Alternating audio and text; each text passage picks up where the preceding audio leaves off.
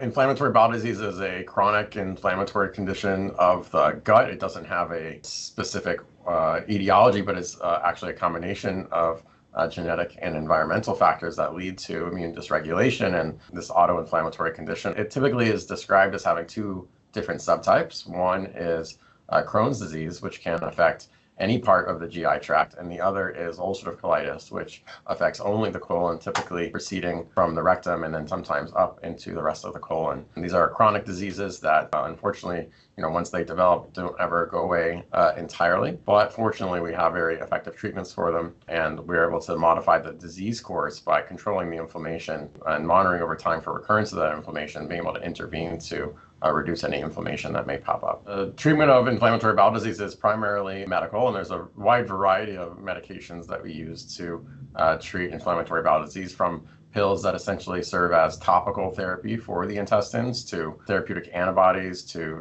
advanced small molecule medications. Frequently, we also use surgery as a treatment of inflammatory bowel disease, particularly in Crohn's disease, where surgery may be actually the best therapy option in particular cases and may be much more effective and long-lasting in terms of its effect. We also want to realize the importance of diet and the management of inflammatory bowel disease, both in terms of maintaining adequate nutrition, avoiding undernutrition and overnutrition, and in some cases, there are very specific diets that may be helpful for patients, both to control symptoms and to potentially mitigate the inflammatory effects of the diseases.